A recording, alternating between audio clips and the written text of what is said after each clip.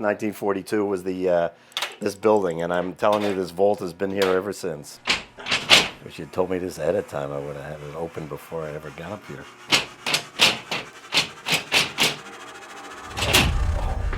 You are. You did it on the first try. You and I are getting even. All right, welcome. All right. Let me just show you a few things here. Let's see. We have member books going back to 1896. This one is from 1904. There's old Thomas Edison in the book here. We have minutes books and records going all the way back to the 1890s and stuff like that. But it's great because you can go back into, and look and see, what was the process of hiring Tillinghast, what was the process of hiring Raynor and Banks, and now even more recently, what was the process back in 2000 of hiring Gil Hans. To me, it serves no purpose being in this room. It's better if it's out and in the light and people can see it and kind of appreciate it. Essex County Country Club, another gem here in the state of New Jersey that is just rich in history. In fact, this is the oldest country club here in the state. It dates back to the late 1800s. Members like Thomas Edison. The website, when we were doing the research, to see all of that history and to take a tour of this course before going out, every single hole, just to see what this place is all about. It's what fired me up coming here. And then the minute I got on grounds, of course, just no disappointment at all. As you will see throughout this video, this place is spectacular. All right, no excuses today. You can roll putts right on the first tee. How cool is that? I haven't seen that at any golf courses. Roll them right before you go out. Hole number 1 features a 385-yard par 4, dog leg left down the hill. Good tee shot here for some big hitters. You can take it down the left side that kind of cants down at the diagonal. So a good tee shot out in the middle of the fairway will be rewarded rolling down the hill and leave you close to the green. Shots that are made to the left down the rough line will get blocked out, and leaving it out to the right, not challenging the corner, is going to leave you about a 9-iron pitching wedge in 150 yards into a green that's pretty severely sloped front to back, but it's a little vista mirage because it actually looks like it is sitting back to front. A lot of approach shots end up running through the green for that fact. So one thing that was also a very big treat for us today was having the group that we did, with Alex and Mike and Eric, the course knowledge that they all had, the combined knowledge, the historian and the membership chair and the pro, it really created a unique experience for us to really be able to dig in and really truly understand this place.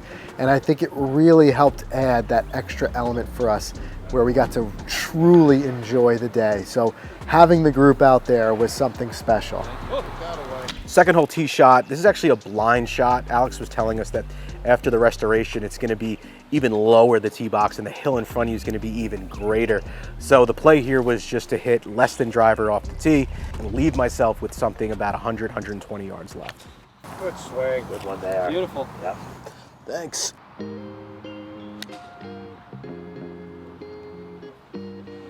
Eric Fishman, club historian, Essex County Country Club. I've been a member here since 1999, celebrating my 24th year here as a member at Essex County. Yeah, I was here about 10 years at the time, and I was looking to give something back to the club. Frankly, I'm not very political, so being on the board and stuff like that didn't interest me. I have a personal interest in history. I actually teach on the college level.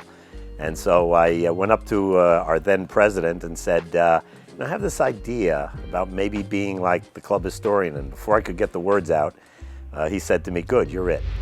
And ever since then, I've been kind of, this has been my baby, and I've just kind of, we have a club history trip. I write a club history newsletter. I've done a lot of research, written articles for some of the local magazines, and it's just become a fun merger of my personal passion and kind of giving back to the club. Yeah. First 3 holes we've played on the old Tillinghast routing were his 16, 17, and 18. So hole number 3 here was his finishing hole, and it's a leave-in design with the front mound in front of the bunker mound in front of the green. So this was his finishing hole back up to the clubhouse.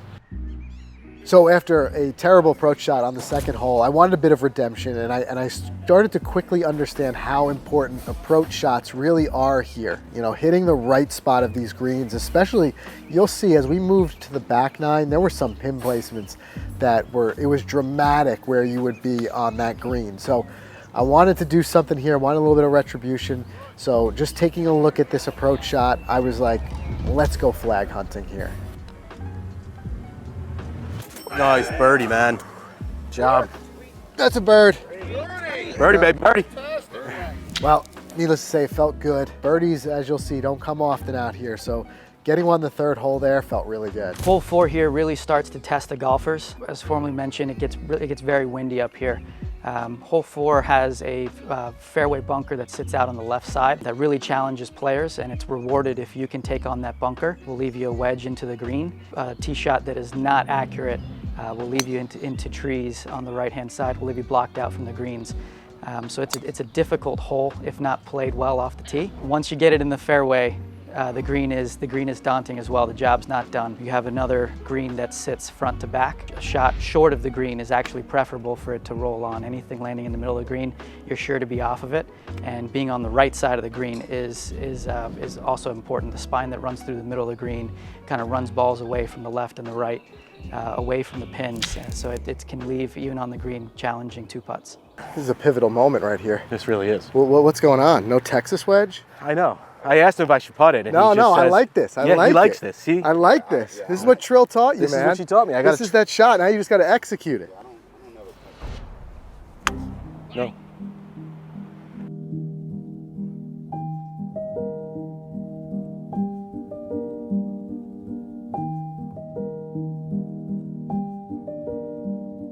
Mike's been known to putt from 100 yards and out. I don't know his game, you know.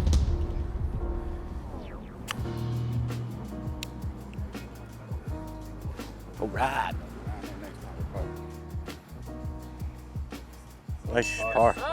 Thanks. Great up and down. The club was originally was a hunt and polo club, which was founded in the mid 1870s. In 1887, May 24th of 1887, the club decided to reincorporate itself and become one of these newfangled country clubs. And so May 24th, 1887, we became the first country club in the state of New Jersey and the 6th club in the entire United States, and we became a country club. We then, when the USGA was created, we became one of the original founding 25 members of the USGA, and we were also one of the founding members of the MGA and the New Jersey State Golf Association. In fact, in 1900, in our clubhouse at the old site in Hutton Park, the New Jersey State Golf Association was actually created in our dining room at the old clubhouse. Thanks. Day one, baby. Let's just watch it for a minute. All right. They don't normally go straight like that, so it's either this or this. So I admit I'm a little bit of a history nerd at times. I like to understand history. I like to read about history or watch, history shows and things like that. So having Eric out there, the historian, with us was really cool. And you'll see as we go through this, the little bits of tidbits, not only about the course, but about the population and the area that we really learned a lot about. And when you talk about a course that's the oldest country club in New Jersey, you know it's going to be rich with history. So having Eric with us today, it was a real treat. Head pro knows what he's doing here, right? Every once in a while.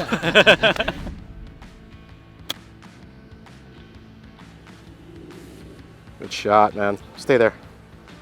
Tough green, right here? Tough green. Tough green, yeah.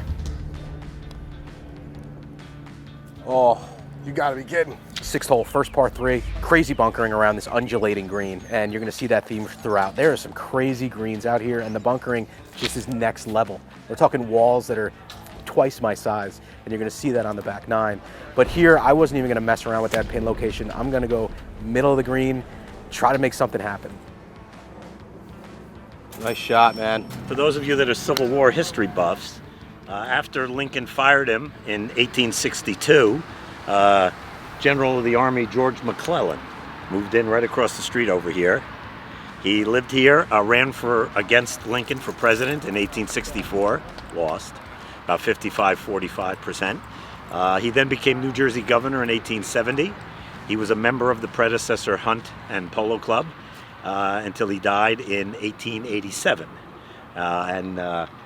There's a stone for his horse still on the property across the street. 7 is just a beast of a par 5 here, sitting at close to 660 yards. Impossible to hit in 2, even for the longest hitters.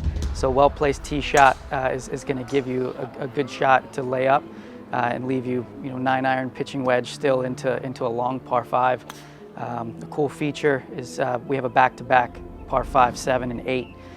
So if you're striking the ball well, you have some ground to gain. But with a 660-yard par 5 and number 7 could also leave you some trouble. Good looking ball right there. Just clear that bunker or come up short of it. Say either be short or long. Short or I'll take long. either one. Either one, I'll take man. either one. Good shot. Holes 7 and 8 are back-to-back par 5s that are wildly different. Hole 7 plays uphill, and if you tip it out, believe it or not, you can tip it at over 650 yards, which, trust me, feels even longer as you work your way up the hill. Then, coming back on 8, you've got a much shorter par 5. However, where the water is and where it cuts across the fairway really takes driver out of hand for the most part. So it makes a par 5 that's short on the card a bit longer in practice, but it's a unique little design there to have back-to-back par 5s that are very different in their length. I've said it before and I'll say it again, one thing I love about par 5s is that you can make a mental mistake, you can put a bad swing out there somewhere and still save your par, and evidence of that, 8th hole, my tee shot, terrible tee shot, just did not put a good swing on it and ended up having to lay up short of that water. The good news is I was able then to make a good approach and still get out of there with my par. So I love those par 5s because they let me get away with something that I would not get away with on a par 4. When Gil came in here and renovated the 9th hole, he took the green, as you see here, and he pushed it back towards the tee. So he dropped the face of the front bunker. We used to have, it was more of a slope, and we had stair-stepper kind of bunkers, ding, ding, ding, ding, all right? When he went ahead and started digging, he kept digging and digging and digging, he found the original Tillinghast bunker, okay? So it looks very Banksy from the tee. I think architecturally, it's a Banks bunker, is the way I would look at it, but the foundation of it was where Tillinghast had the bunker at the time. We don't know what the slope and the surrounding areas looked like, and if the shaping was Tillinghast. This close. All right, now we're halfway through the course, and I'm going to tell you what, I'm going to make a bold prediction. And maybe it's not even so bold, because this course, it's a very under-the-radar course for me. Sure, it's, top 15 in the state. So you could make the argument it's not that under the radar. But for me, I didn't know a whole lot about it. And I walk in here and I'm like, this place has top 10 vibes all over it.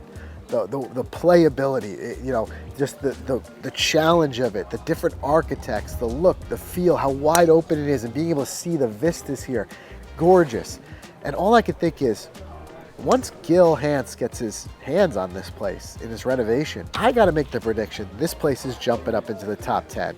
Mark my words, Essex County comes out of the Gil Hance renovation, top 10 in the state. And I'll tell you what, that's saying a lot in this state with some of the best golf around. So we made the turn, 10th hole. I pushed my drive a little right, but it was safe. I was blocked out by this tree, and Lenny, my caddy, said, all you have to do here is hit a low shot, about 6-iron, 7-iron, run it down the left side, and you're gonna see this thing move right hard on you, and it should funnel up to the green.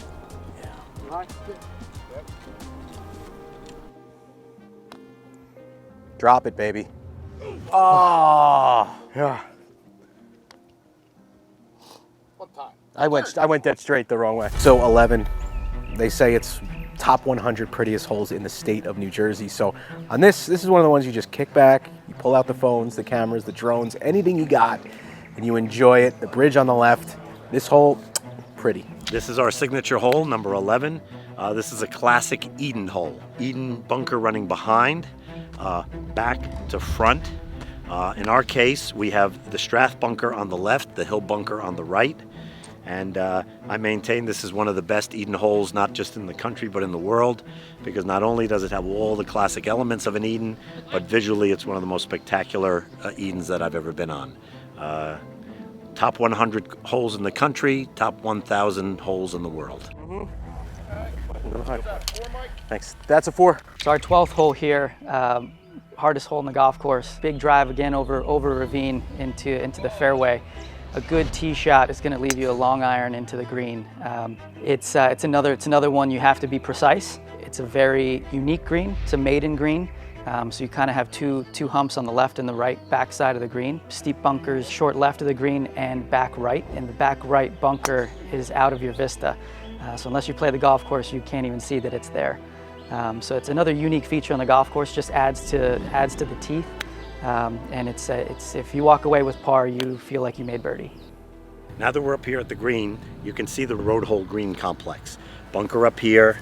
Instead of the road and the wall that you see at St. Andrews, we have the bunker. Architects used the bunker there. You can see the shape of the green is very similar to what you see at 17 and St. Andrews. And then up on the green complex, you can see a maiden green formation, a mound, a gully, and a mound. Architects actually call that a maiden, and you can use your imagination as to why they name it that. Get it? Oh! Oh, wow. Some of my favorite aspects of the club, certainly when I joined here, is I made a point of playing all the private clubs in the area. And when I got here for a one-day member guest, after that 18 holes, I knew this was going to be the place for me. I always judge golf on, can I remember every hole I played when I'm done? Do I remember the hole? Does each hole have character?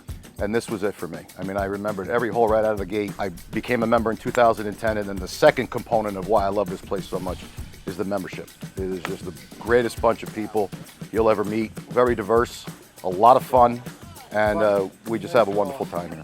We're very fortunate to have a great membership with this spectacular piece of property. Yes, sir. Good roll. That's third. Spot 3 went there. Thank you. All right, number 14, short, par 4, 320 yards or so.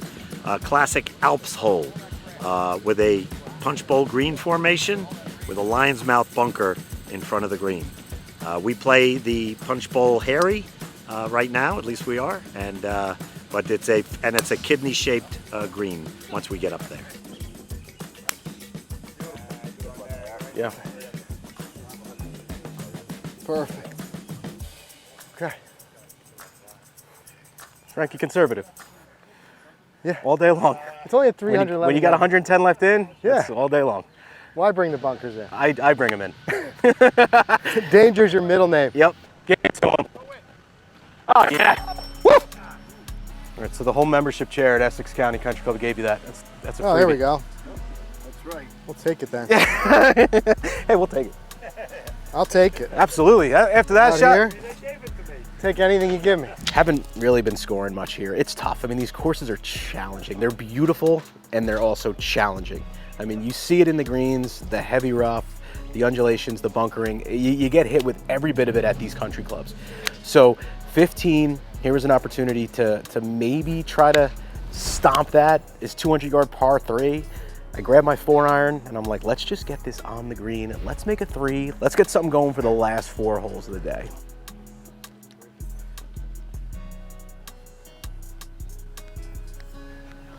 Yes, sir. Thank you. I'm happy with that 3. Our 16th hole here has another famous template design here. It's a par 4 up the hill, dogleg right, with a big principal nose bunker sitting in the middle of the fairway, just short of the green. It's another cool feature to see kind of the principal nose bunkers. You see a little bit of the sand. We have the fescue growing out of it. It's one that you very much want to avoid. Aside from the principal nose bunker, you hit into a double plateau green template with bunkers on the left and right side of the green. And with the double plateaus, you can get some pin placements that are pretty tough to keep it on there. So being anywhere on the green is a good shot, but if you're fortunate enough to be on the right plateau, will leave you a nice look for birdie or par. Not being on the right side of the green will surely be a challenging putting up to the plateaus. The original course was actually carved out in the Hutton Park section of West Orange, which in approximately 1894, 1895. The first head pro at the time, Alex Findley, is generally considered to be the guy who was the architect of that. First it was 6 holes, then 9 holes, 12 holes, 18 holes, and kind of was created over a 3, 4, 5 year period. Golf boomed, and the club decided that it needed another 18 holes.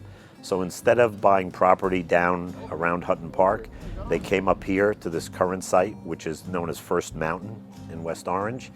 And in 1915, we hired a young up-and-coming architect named Tillinghast to design the first course on the mountain. He designed 18 holes up here to much acclaim, but we had the difficulty of having 18 holes down at Hutton Park and then 18 holes up here on the mountain. So in 1925 or so, the club decided that it would be better to consolidate the golf in one location, and they decided the site up here on First Mountain was that place.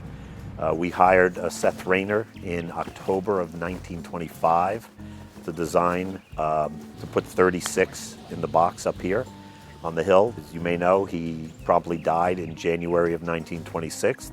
His first assistant, Charles Bank, took over the rest of the project, and that's how we got 36 holes on this site. Hey, you know I'm such a sucker for a closing hole. Tell me this isn't one of the prettiest ones we've seen yet. Jeez. Right? There has not been a hole that's disappointed. No. Not a hole. No. Not a hole's been boring. You know, this place is something else. Yeah. Guys, look at this. So one of the themes throughout this series you're going to see, especially with me, talking about my excitement level at all-time high when it comes to closing holes. It's just something about it, the characteristic of it, you know, the atmosphere behind it by the members or what's going on the deck or the balcony or whatever the case may be up there. But this hole just had it all. You stand on the tee box, you're looking down. Again, another picturesque, take your camera out hole, long, but you know, probably one of my favorite closing holes so far in this series. I had a running joke with Alex, the head pro, all day, and I was telling him that because he bombs the ball. I said, one of these holes I'm gonna get you. And I came close on, I believe it was 15. I just missed out driving him. But then on 18 after my drive, I just gave up on it. He turns to me and he goes, "You got me." So I finally got him, but man, did he score well and I did not. So he's one heck of a player, and the fact that I got him once, hey, maybe it just helps the ride home. If anything, I've just been hitting the sand too far all day. So this one worked for this one worked for me. Look at this Texas wedge. Look at this.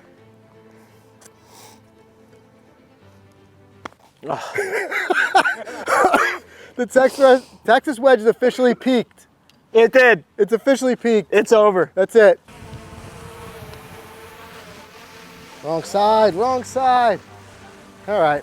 So Essex County Country Club, hats off to you guys. And I know you're going to be going through an incredible restoration with Gil Hance. And I believe that it'll move the needle to get this thing higher on the rankings as it should be already. In my opinion, this will be a top 10 course in the state. It should be. It had everything. It checked all my boxes. Essex County Country Club, you were a gem, and I appreciate it. Today was a good day. Arcola, baby. I love this place, man. In the next episode of Inside the Gates, you know, what everybody always wants to know here at Arcola, what's the greens running at? And he said, not too bad. They're running between a 13 and a 14 right now. Not too bad. It's like this every single day here, and when it's a little bit dry and conditions get a little firm, don't be surprised to come out here and see greens running at a 16. Oh. Holy sh... That's a first.